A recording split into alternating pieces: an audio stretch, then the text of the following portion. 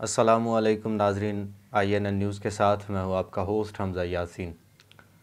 नाजरीन, इमरान ख़ान ने जेल भरो तहरीक का ऐलान कर दिया है। उन्होंने इंदिया दे दिया है कि हम आज गिरफ़्तारियाँ दे देंगे। हाई कोर्ट से ज़मानत की दरख्वास्त भी मुस्तरद हो चुकी। पुलिस वहाँ पहुँची गिरफ़्तार करने के लिए। कारकुनान का हजूम था, ज़मान पार्क में उन्हें गिरफ़्तार नहीं किया जा सका। इसके अलावा मरीम सफ़दर का कहना है कि इमरान ख़ान की गिरफ़्तारी का फ़ैसला जो है वो मियाँ नवाज़ शरीफ करेंगे। ख्वाजा अफसर साहब का कहना है कि मुल्क दिवालिया हो नहीं रहा, मुल्क दिवालिया हो चुका है। हम एक डिफ़ॉल्टेड कंट्री में रह रहे हैं। इसके अलावा तहरीक लब्बैक पाकिस्तान ने कहा है कि एहतजाज जारी रखेंगे उस वक्त तक जब तक पेट्रोल पर बढ़ाई गई कीमतें हुकूमत वापस ना ले ले। पीपल्स पार्टी खामोश दिखाई दे रही है, इस्टेब्लिशमेंट खामोश है, JUI खामोश है। इसके अलावा और सियासी जमातें भी खामोश नज़र आ रही। सबसे बड़ी बात यह है कि इमरान ख़ान की जो ज़मानत की दरख्वास्त थी वो मुस्तरद हुई। और दूसरी बात जो इस बात से लिंक कर रही है वो ये है कि ख़ान साहब ने जेल भरो तहरीक का भी ऐलान कर दिया। ये दोनों चीज़ें आपस में कितनी ममासलत रखती हैं, मुद्दा आपके सामने है, आप ख़ुद इसको जस्टिफाई कर सकते हैं। शायद ख़ान साहब ये जानते थे कि अदालत से मज़ीद रिलीफ़ नहीं मिलेगा, गिरफ़्तारी कर ली जाएगी। इस हवाले से उन्होंने पब्लिसिटी के लिए या बयानिया बनाने के लिए जेल भरो तहरीक का आगाज़ किया और उसमें गिरफ़्तारी देंगे। लेकिन सबसे अफसोस की बात पता क्या है कि ख़ान साहब की गिरफ़्तारी का जो फ़ैसला है वो मियाँ नवाज़ शरीफ करेंगे। मरियम सफ़दर साहब ने बयान दिया और मुझे इस बयान पे हैरत हुई। ठीक है, बतौर कौम हम बेवकूफ़ सही, हम भेड़ बकरियां सही, हम पागल हैं, हमें सेंस नहीं है, हमें अक्ल नहीं है, लेकिन इतना बेज़मीर तो ना समझा जाए, इस कदर बेज़मीर तो ना समझा जाए। मुझे सबसे पहले ये बताया जाए कि मियाँ नवाज़ शरीफ साहब कौन है, वो कहाँ रहते हैं, पाकिस्तानी सियासत में उनका क्या किरदार है। नाज़रीन, पाकिस्तानी सियासत में मियाँ नवाज़ शरीफ का किरदार ये है कि वो 3 बार पाकिस्तान के प्राइम मिनिस्टर रह चुके हैं और जब भी उन्हें हुकूमत से उतारा गया वो पाकिस्तान छोड़कर बाहर चले। अभी जब उनकी हुकूमत बर्खास्त हुई, उन्हें नाअहल किया गया, बीमारी का बहाना बनाकर वो लंदन में बैठे हैं और उस वक्त उनके छोटे भाई मियाँ शहबाज शरीफ साहब की इस वक्त मुल्क पाकिस्तान पे हुकूमत है।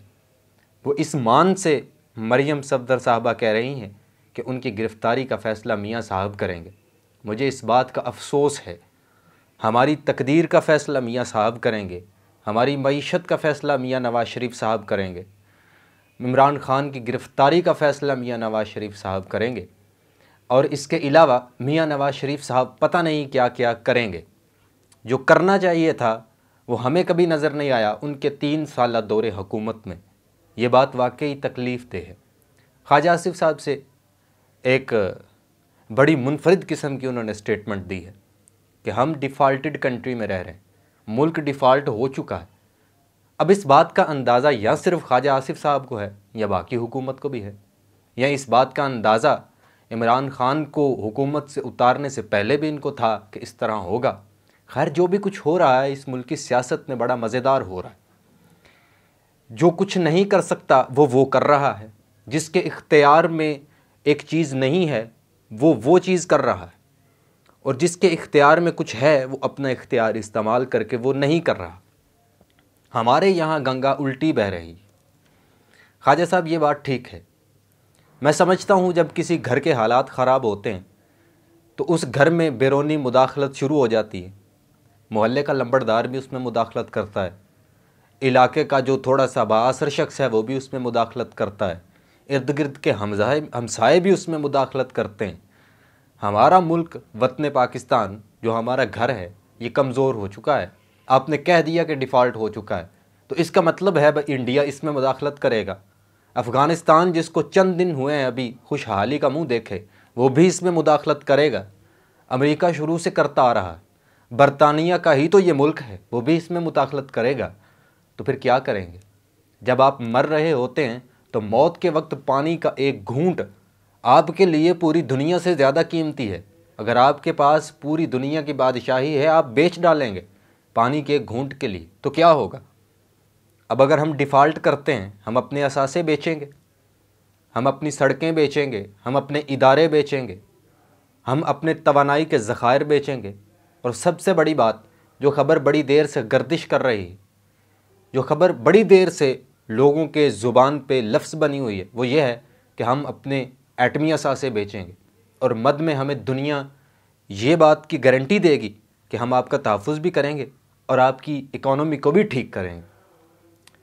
पाकिस्तान एक एटमी मुल्क है, इस बात पे हमें फ़ख्र है, लेकिन पाकिस्तान एक गरीब मुल्क है, इस बात पे हमें दुख है। अगर इन दोनों बातों को आपस में सोचा जाए तो हम फ़ख्र करें या दुख करें, क्योंकि एटमी असासे अगर हमारे इस डिफ़ॉल्ट कंडीशन में महफूज नहीं रहेंगे तो हम फ़ख्र नहीं कर सकेंगे। अब हमें फ़िक्र है, ना हम फ़ख्र कर पा रहे हैं, ना हम फ़िक्र कर पा रहे हैं। अभी जब जेल भरो तहरीक शुरू हो जाएगी, जब ये गिरफ़्तारियाँ देना शुरू कर देंगे, तो मुझे सबसे पहले ये बात समझाई जाए, हमारी पुलिस के पास इतने वसाइल मौजूद हैं कि वो इतने बड़े हुजूम को कंट्रोल करे, या हमारी जेलों में इतनी जगह पड़ी हुई है कि इतने सारे लोग उसमें समाये जा सकें, उनको खाना दिया जा सके, उनके इंतज़ामात किया जा सकें। ऐसा नहीं होगा, आप मुश्किल में फंस जाएंगे। मुझे नहीं पता कौन मफाद की सियासत कर रहा है, कौन मुल्क की सियासत कर रहा है। मैं ये जानता हूँ कि जो PDM है, 13 जमातें हैं, वो इस वक्त मुल्क की तरक्की और खुशहाली की अलम बरदार हैं। और इस वक्त जो मुल्क की तरक्की और खुशहाली की सूरत हाल है, वो भी मैं भी जानता हूँ, सभी जानते हैं। मुझे बताओ कि इस मुल्क को आखिर लूटा किसने? मैंने आपकी बात मान ली ख्वाजा साहब, आपने कहा कि मुल्क डिफ़ॉल्ट हो चुका है, लेकिन पाकिस्तान मुस्लिम लीग नून ने कुछ भी नहीं किया, उसका कोई कसूर नहीं है। मज़दूर ने लूटा था, जो 800 से 1200 रुपये तक दिहाड़ी पे काम करता है, या वो शख्स जो ठेले पे सेब बेचता है, या अमरूद बेचता है, फ्रूट बेचता है, सब्ज़ी बेचता है, उन्होंने लूटा था। मैंने लूटा होगा, मैं एक सहाफ़ी हूँ, मैं कलम से लिखता हूँ और वहाँ से पैसे कमाता हूँ, मैंने लूट लिया होगा, मैं आपकी बात मान लेता हूँ। लेकिन ये सारा कुछ गया कहाँ? मैं तो खा ना सका, वो सेब वाला भी खा ना सका, वो 1200 से 800 और इससे अलावा जो दिहाड़ीदार मज़दूर हैं वो भी खा ना सके, तो कहाँ गया? सवाल ये है कि मुल्क अगर डिफ़ॉल्ट हुआ तो उसका ज़िम्मेदार इमरान खान है या तुम हो? मुझे इस बात से मतलब नहीं है कि मुल्क के डिफ़ॉल्ट होने का ज़िम्मेदार कौन है। मुझे इस बात से मतलब है कि जब ये डिफ़ॉल्ट करेगा तो उसके बाद की सूरत हाल क्या होगी। आप किसको इल्ज़ाम देंगे? आप उसी को इल्ज़ाम देंगे जो 10 साल पहले गुजर चुका, मुशर्रफ मर चुका, आप उसको कहेंगे कि उसके दौरे हुकूमत में ये बुनियादें रखी गई डिफ़ॉल्ट होने की। इमरान खान पे इल्ज़ाम धरेंगे, किसको कहेंगे कि इसका ज़िम्मेदार कौन है? और फ़र्क आपको नहीं पड़ेगा, फ़र्क पड़ेगा यहाँ पे गरीब आदमी को, मतवसत तबके को, उस शख्स को जिसको रात को एक वक्त की रोटी तब पकती है जब वो कुछ कमा के लाता है। हमें मतलब है उन लोगों से। खैर, हाकिम वक्त, मेरा तुमसे सवाल तो है ही नहीं।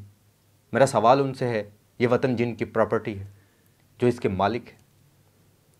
अल्लाह ने के बाद।